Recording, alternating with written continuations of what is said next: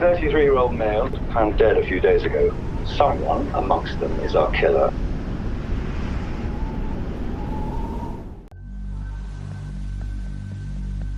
In November 2010, a small town on the fringe of the famous Barossa Valley is the scene of the most gruesome multiple murders. People in Kapunda were scared. They were afraid that there was a killer in their midst, and they wanted to know who it was, why it was. A family savagely murdered in their own home. I can tell you without word of a lie, I have never heard anything as bad as the Kapunda triple murder. There is simply no comparison. I mean, like, they were just good people. I just don't understand why someone would do this. Destroying a family one after the other in front of their eyes, in their own home. There's no greater evil than that.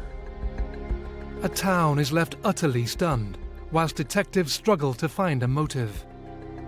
What we had here was just a tragedy of epic proportion. He's sitting there skinny, weedy and weak, and I just could not believe that this was the person that had perpetrated 3 murders. No emotion, no sorrow, no grief, no nothing. Just a very cold individual.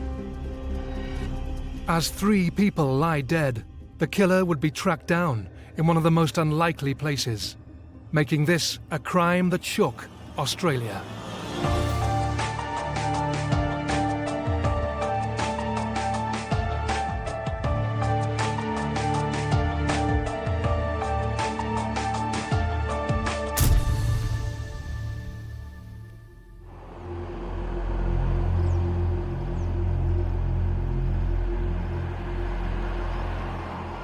Kapunda, 80 kilometres north of Adelaide, is a small town once home to a bustling mining community.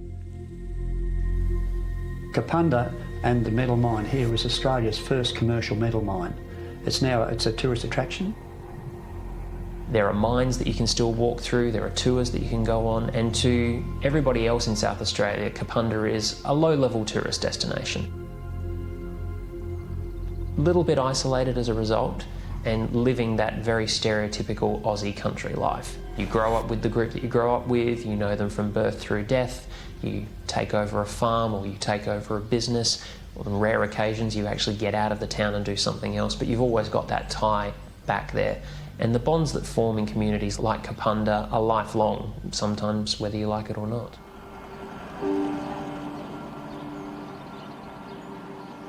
But the scene that is to unfold in Harriet Street on the morning of the 8th of November 2010 is one that the quaint tourist town has never seen before. I was in my office going through a variety of files, and Senior Sergeant Steve Kinsman came into the office and said that they had 3 bodies had been found in the house at Kapunda. Someone else had found the crime scene. They'd contacted the local police, and there's only 2 police officers in that town. One of them attended and saw the scene. He had an ambulance arrive. He entered the house with an ambulance officer to determine that all those people in the house were beyond help and that they were deceased. The biggest crime prior to this, as far as anyone was aware of, was that someone set fire to Map the Miner, which was a symbol there. An unprecedented scene confronted emergency services as the 3 victims sadly could not be saved. I was hearing sporadic bits and pieces of information coming through from our investigative reporters, our police reporters, all of whom were trying to get information.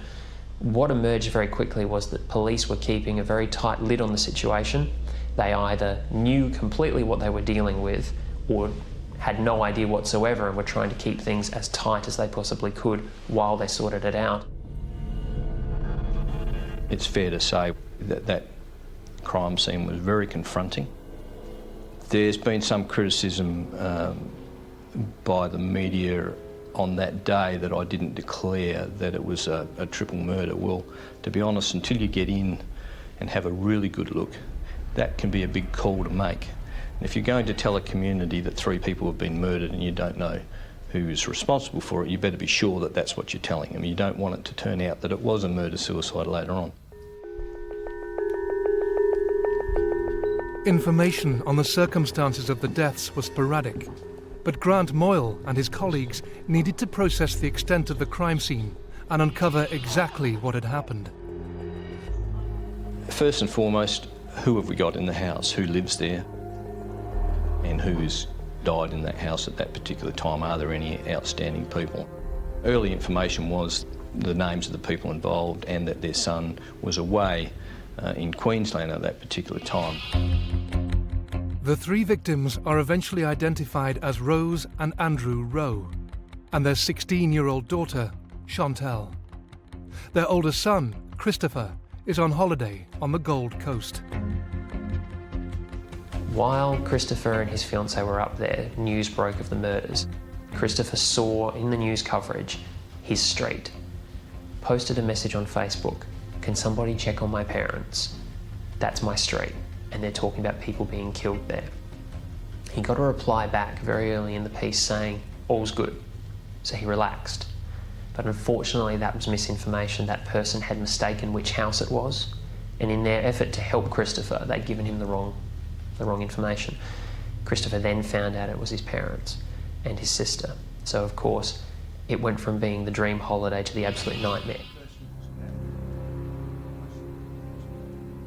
Obviously, we had to clarify exactly when he'd left and when we were satisfied that he certainly couldn't be connected to this, and try to get some background from him. Did he know of any people who might be responsible for this? Were there any other issues with the family that we weren't aware of?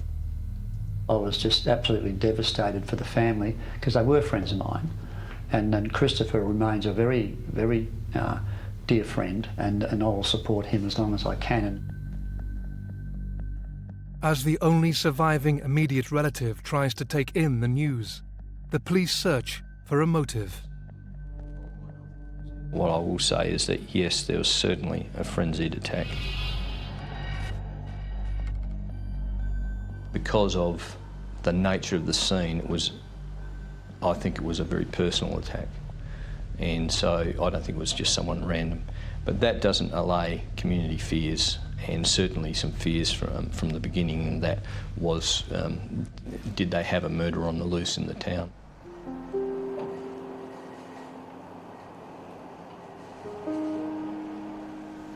The Rowe family moved to Kapunda just a few years earlier, with Andrew running his own carpet cleaning business, and by all accounts had settled well into the community. Now viciously attacked in their home and left for dead, the police need to alleviate growing fears within the small town.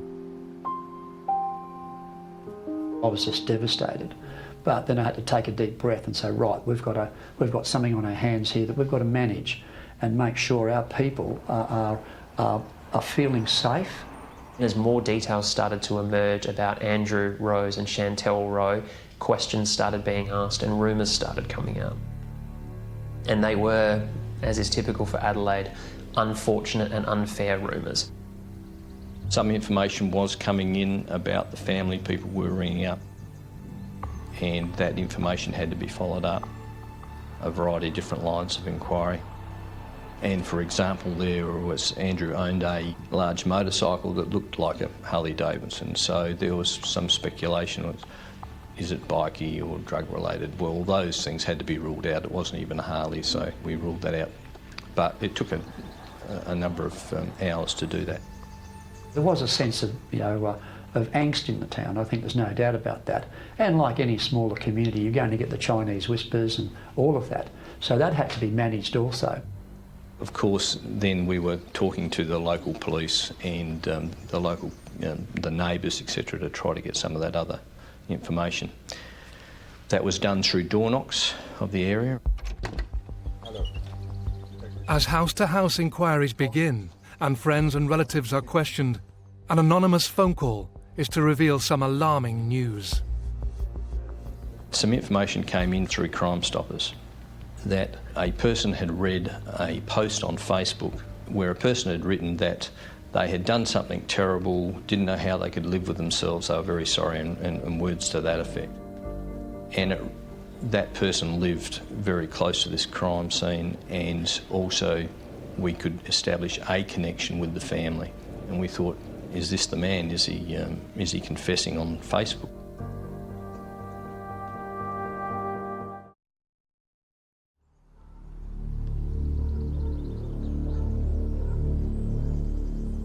Three members of a family have been brutally murdered in the rural town of Kapunda, South Australia. Rose, Andrew and Chantelle Rowe have suffered horrific injuries in a brutal and sustained attack.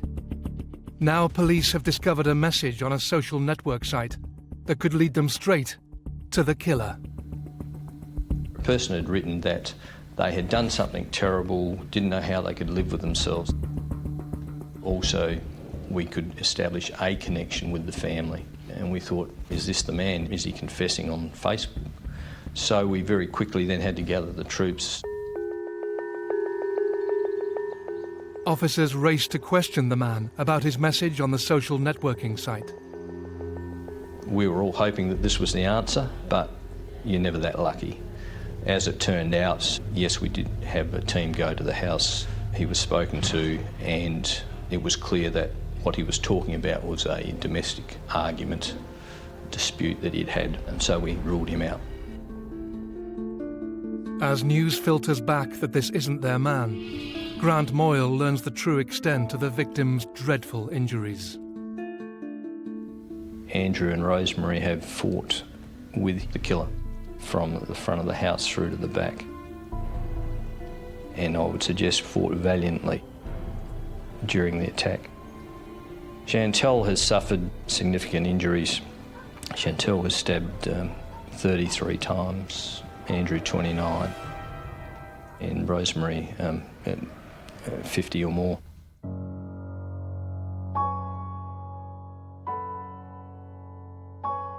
The intensity of the violence is hard to process, and more details will come to the fore. Just days after the triple murders, the team focus on people who could determine the family's last movements. Rosemary and Andrew had gone away down to Adelaide Saturday night to a party. Chantelle had had a party, and at that party several friends had attended, and things had been going well. I understand it wasn't a big party by any stretch of the imagination, but more a case of some friends over, a few drinks, watching TV, watching movies. We went and followed up and found those friends and interviewed those. Now, all of them were helpful. We didn't have any issues with any of them. They told us what we wanted to know, gave us some access to Facebook sites to have a look and clarify some points and get some more background. We did that. The party is to provide South Australia Police with vital links to Chantelle's partner and closest friends. We spoke to the majority of those on the Tuesday, so the second day. During that process, a uniform officer was speaking to one of the many friends that the name Jason Downey came up. Jason Downey is an 18-year-old Scottish teenager who emigrated to Kapunda with his mother and brother 6 years before. Having once attended the same school as Chantelle, he knows her and her boyfriend. A statement was taken from him that day. That is the first time his name came up, but it came up no different from anyone else's at that particular time. Police are also keen to track the last movements of Chantelle's partner. Chantelle's boyfriend had sent her a text message at 5:30 a.m. on the Monday morning to her phone, asking how she was because she'd been ill the day before. And he said he didn't receive a reply, but our inquiries showed that a return message was sent from that phone. But Chantelle was out of credit on her phone, so the message went off into ether space and we've never been able to retrieve it. But we know the reply was sent. It could not have been sent by Chantelle. It had to be sent by the killer.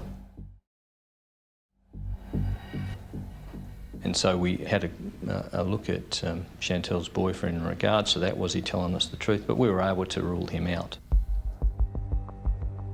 As Chantelle's boyfriend is eliminated as a suspect, 4 days on, Grant Moyle addresses the growing media.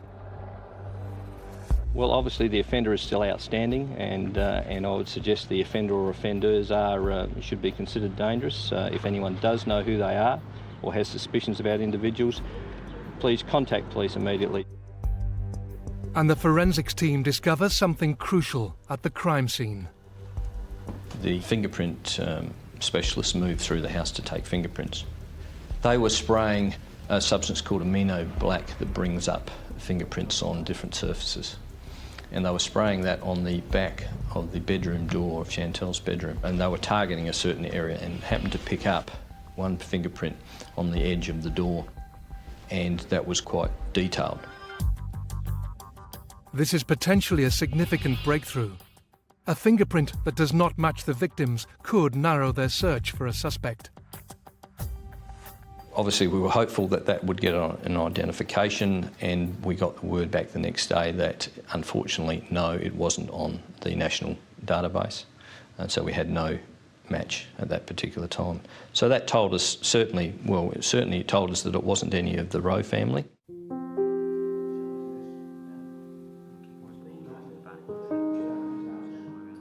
The lack of a match on their system could simply mean the person has no criminal record. A frustrating result, but the officers press on. Meanwhile, friends, colleagues and residents continue to try and help with the investigation as the hunt for the cold-blooded killer intensifies. At the end of that first week, sadness overtook the gossip and the speculation. People started to realise that what we had here was just a tragedy of epic proportions, an innocent family who had been absolutely slaughtered for no discernible reason. Almost 7 days after the multiple stabbings, residents still fear a killer is on the loose, and detectives are desperate to find the culprit, when forensic officers provide another potential breakthrough. On the 13th of November, we were advised that a DNA profile had been obtained from semen that was found on Chantelle, and they had loaded that to the database, and unfortunately there was no match to it. Again, same with the fingerprint. It's great news, but just not quite what we needed at that time. But it certainly confirmed our thoughts that most likely Chantelle was the key to this investigation and the relationships she had with other people. The team now realise that this sexually motivated attack could be central to the killer's intention and start to focus on people associated with Chantelle.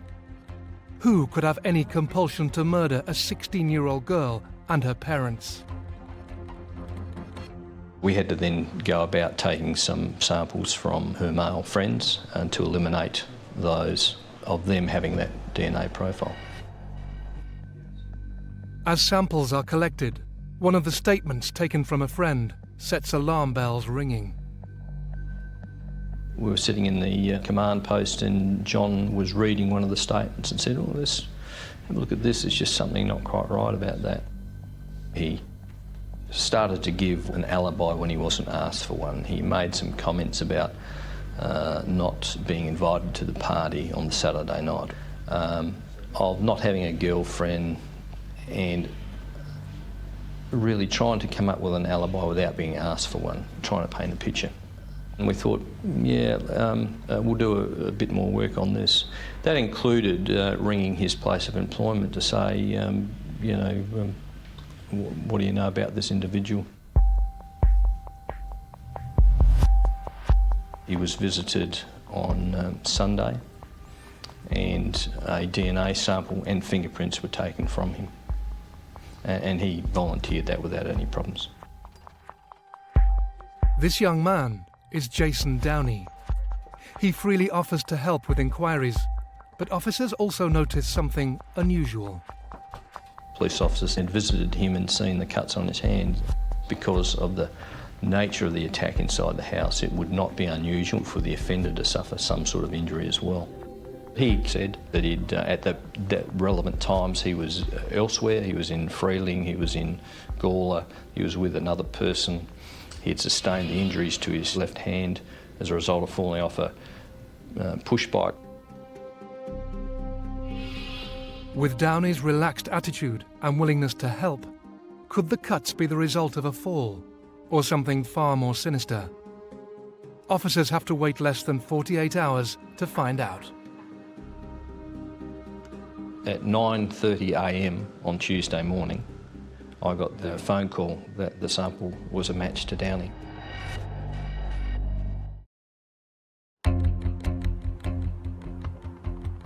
In the old mining town of Kapunda, just outside Adelaide, a vicious killer is yet to be caught. Almost 1 week after a family has been slain in their home, the investigation team has just received their biggest breakthrough so far. The sample was taken from Downie on the Sunday, and at 9:30 a.m. on Tuesday morning, I got the phone call that the sample was a match to Downie, which was just fantastic for us. This is the turning point in the triple murder inquiry. The swab taken from Jason Downey matches DNA found on Chantelle.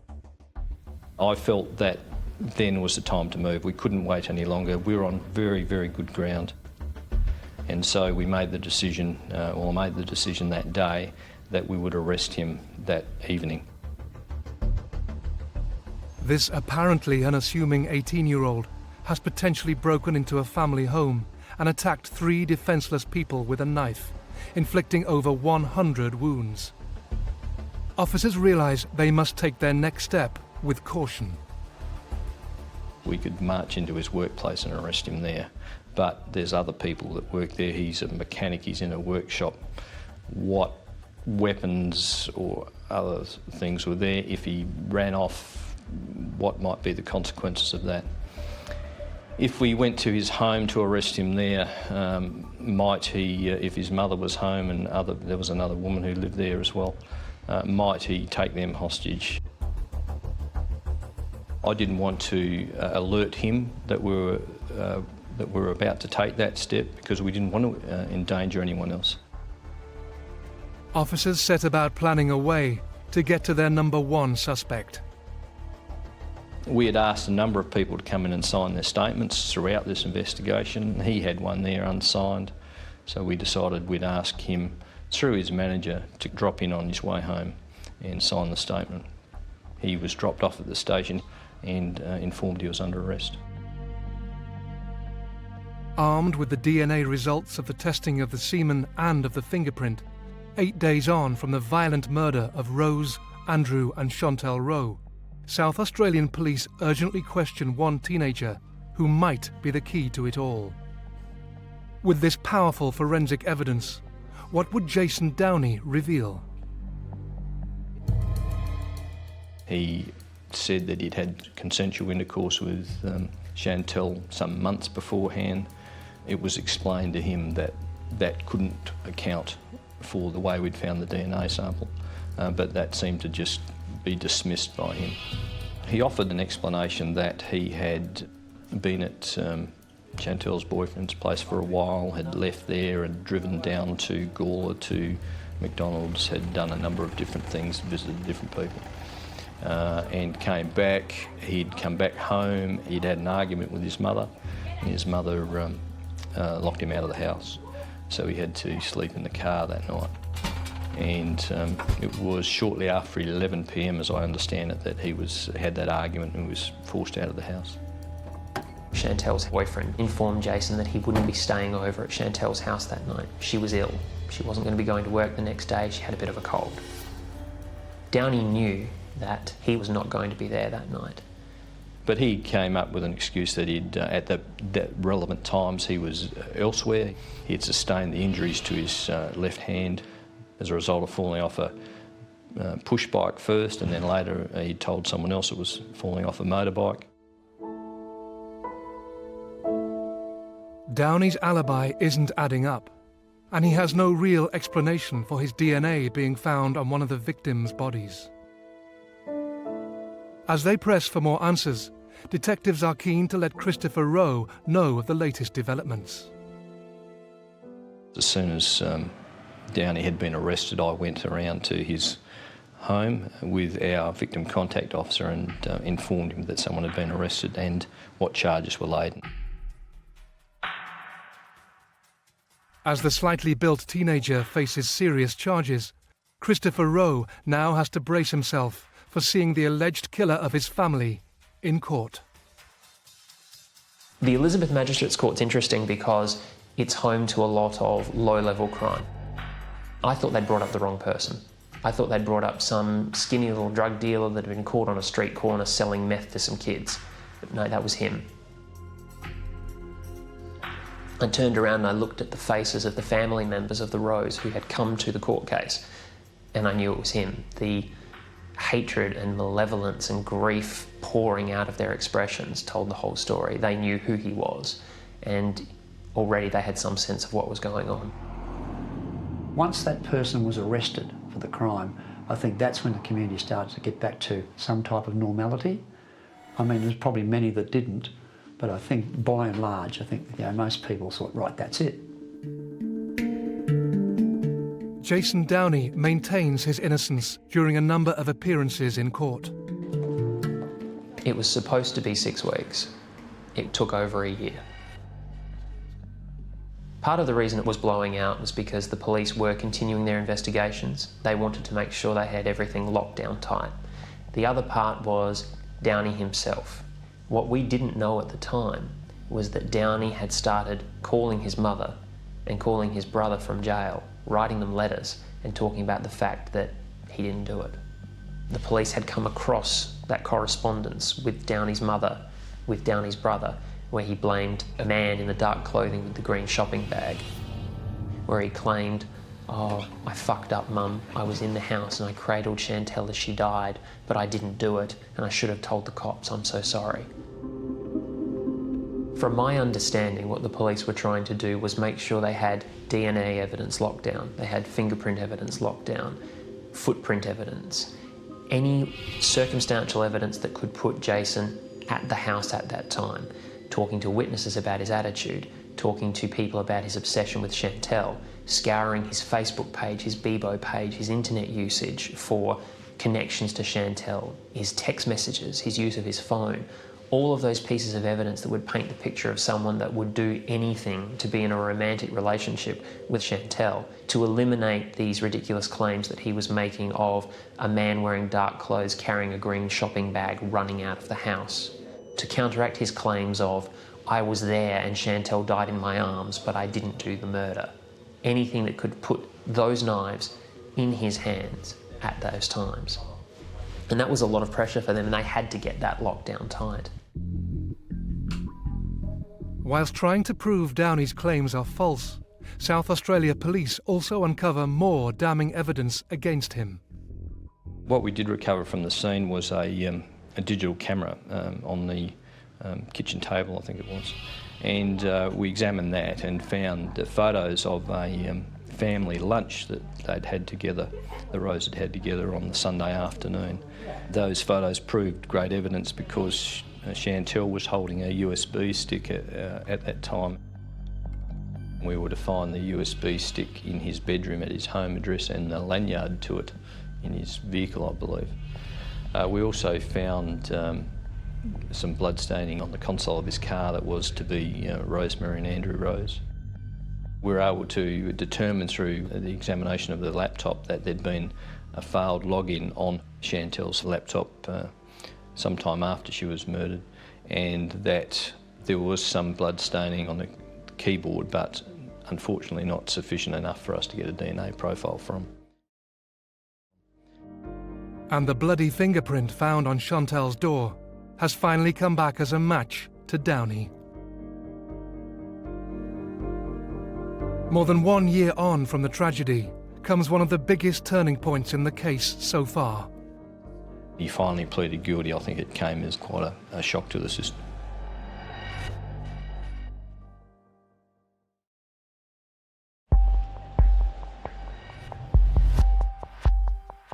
In one of the most horrific cases to hit South Australia, Jason Downey has been under the microscope as damning evidence links him to 3 of the most brutal murders ever witnessed in the country. It's something that I think everyone's going to have nightmares over for many years to come. Now, in a revelation, the suspected murderer, who has claimed his innocence all along, shocks the court. He finally pleaded guilty, and as it would transpire, that he pleaded guilty 1 year and 1 day after the actual crimes.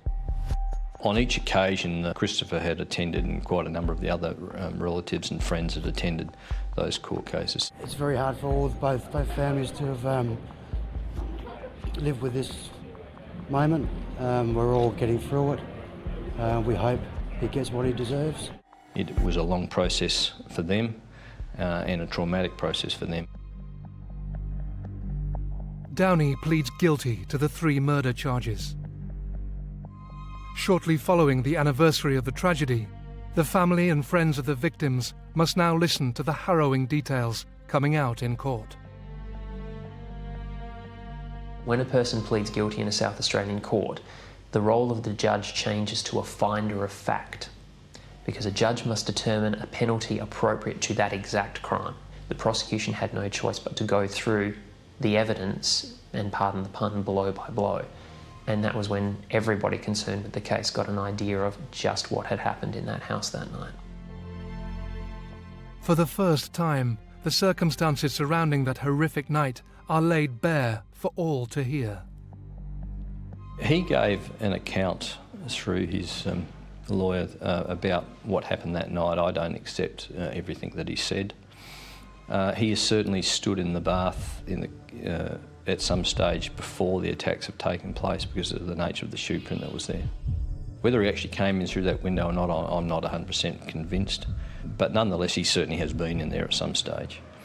He gave an account of Chantelle being attacked first and then having to murder the parents as a result so that he wouldn't get found out. One of the knives from the Rowe family kitchen became involved, and Andrew was stabbed in excess of 20 times. He was stabbed so many times and with such force that pieces of the knife broke off in his body. There was then a confrontation, according to the court's accepted version of events, with Rose. And again, another knife was introduced. She was stabbed multiple times. She would go on to be stabbed in excess of 50 times by the time that the murder had concluded, but this was sadly the first set of stabbings for her. After they fell, the court ruled that Downie moved into the bedroom. The poor girl was underneath her bed bleeding from what's been described as a free-flowing wound and has been dragged back out from under the bed and further attacked.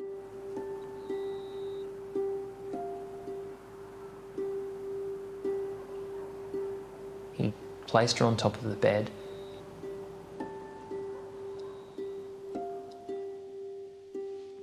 He then continued to stab her.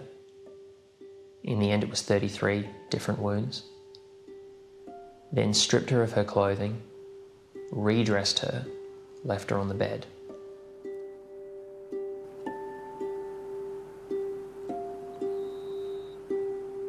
After a frenzied and prolonged attack, Downie feebly attempts to cover his tracks and then decides to continue his merciless rampage. The thing that has always struck me the most about this is that at least 2 members of that family knew someone they loved was being murdered while they were there. And she died having listened to both of her parents be killed and then undergoing that insidious torture herself. It just defies belief. After an initial attack, he has attempted to clean up some of the crime scene and he's attacked them again. And we know that by the nature of the crime scene. He tried to mop around Andrew and paused to stab him several more times. It's believed that he then noticed that Rose was still alive and was trying to make her way to the door. And he proceeded to deliver the last of the 55 stab wounds that she would receive until she was dead.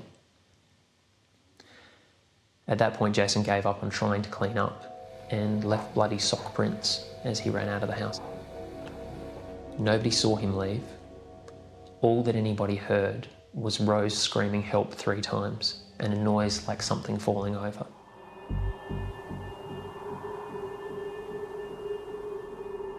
Prior to him being sentenced, he, through his solicitor, gave directions on where the shoes he was wearing could be found, and it was the local police officer who followed those directions and eventually found them, which wasn't far from the murder scene. Then he tried to give directions on where he'd hidden his clothing, the weapons, and some clean-up items, because he cleaned up and took those items with him. We took him out of custody just before he was sentenced and spent a day travelling around that area. We were only ever able to recover some clothing of his. We never found the knives.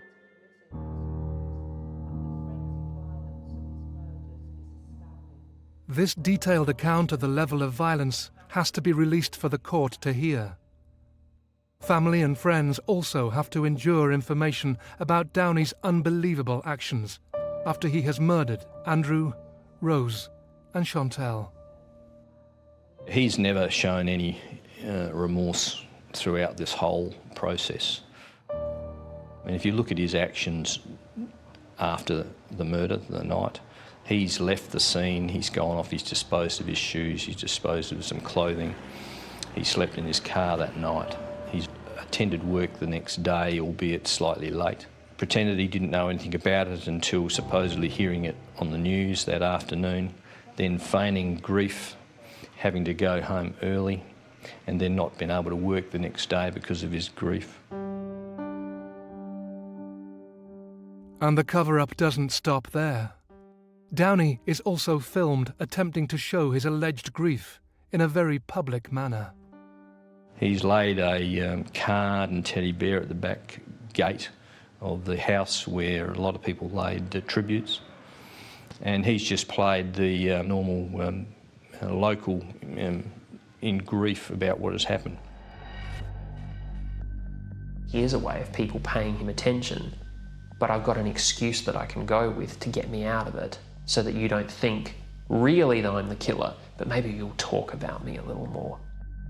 Buy a little grey teddy bear, one of the Friends Forever brand, take it, stop, pause, look longingly at the memorial, make sure you know that the camera's filming you at that point. It's like out of a movie scene. He was composing this in his head. That was his dramatic moment, and he was taking full advantage of it. But also it's an excuse, because if I went back there and left a memorial, clearly I didn't do it. He's mixed with these people during that whole week, even with Chantelle's boyfriend. I just don't know how he could do that. This window into Downie's psyche is also evident from stories of his behaviour whilst in custody. He considered himself the big man, chest puffed up, walking around. I did the Kapunda triple murders. I did those killings. That was me. I was in court today. Big noting himself. Now, I'm sure some of that was fear, because again, 52 kilograms in a South Australian prison filled with pedophiles, bikers and killers, you'd want to be looking out for yourself very quickly. The family was steeling themselves for a long trial, so were the police and so were the media.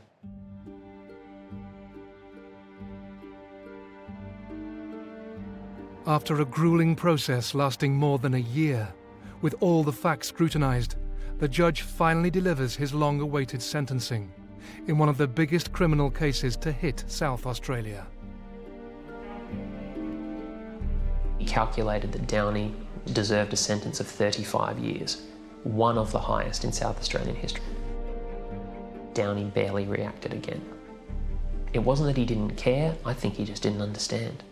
I don't think he has the intelligence needed and the insight needed to understand how long 35 years really is. That it's longer again than he's been alive. And that when 35 years expires, he's not necessarily going to get out. For closure, for the family and everything else, it needs to be. And he was obviously guilty. There's no question in my mind about that. The sentence provokes an emotional reaction from the victim's family. Please explain to me the justice in this. This is not a justifiable offence. He cannot return my family to me, so why should he have the right to any definition of life? He pleaded guilty on this occasion and strung it out as long as he could because he knew the evidence against him was overwhelming. Not because he felt bad for what he did, but he knew, what's the point now? If I plead guilty now, I'll get a discount to some degree, which he did. As the family tried to process the outcome of the sentence, Sean Fuster learns of another rumour that threatens to cause even more pain. My editor said to me, "Sean, was Chantelle pregnant?" No. Was it ever suggested she was pregnant? No, not in court. There was a rumour way back at the very beginning, an ugly rumour, but the cops knocked that down within the first week, boss. Why? Newspaper just splashed all over their website that she was killed and she was pregnant. I couldn't believe it. I thought, this family has dealt with enough. And I went tracking down the stringer that had written it. And I said to him, where do you get off? It's been publicly knocked down. It wasn't mentioned once in court. How could you possibly attach that? Oh, well, I thought it would be interesting. What I said to him next is unrepeatable. It's undoubtable that Jason Downey is extremely immature. He was raised with no male perspective on his life, no father figure. He had a stepfather, but that was much later in life, after he and his mother and brother moved to Australia from Scotland, leaving his older sister behind.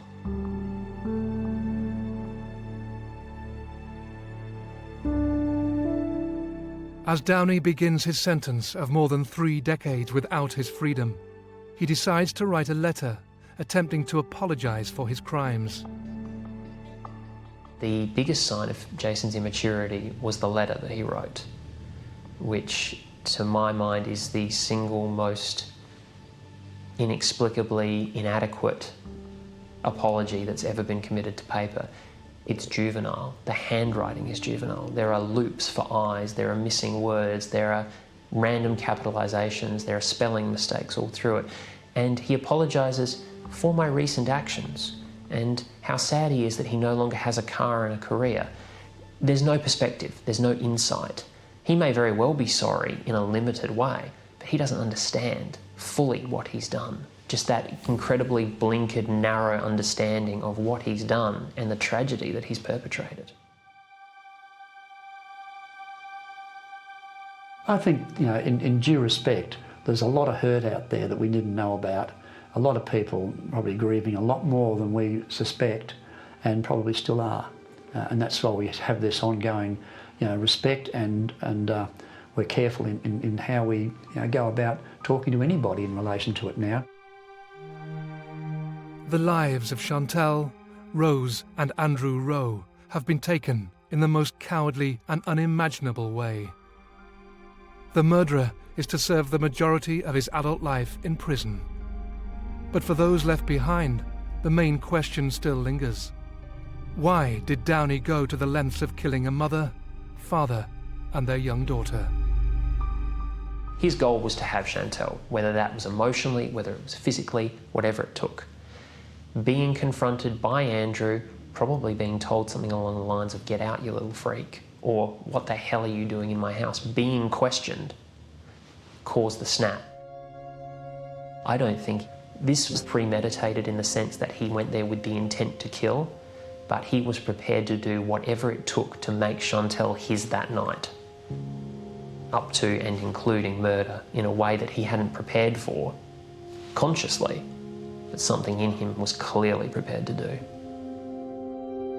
His lawyer said to the court, "I can't give Your Honour an explanation for what happened. My client doesn't remember it. He snapped into a fugue state." And the court has to ask itself how a person of his size, of his nature, with no criminal record could possibly do something like this. The prosecution had a very easy answer for it. It's very simple, Your Honour, he's a liar. He's a liar and he's a coward and he's a vicious brute. That's it. The motive's as old as time itself, simple jealousy, and he snapped.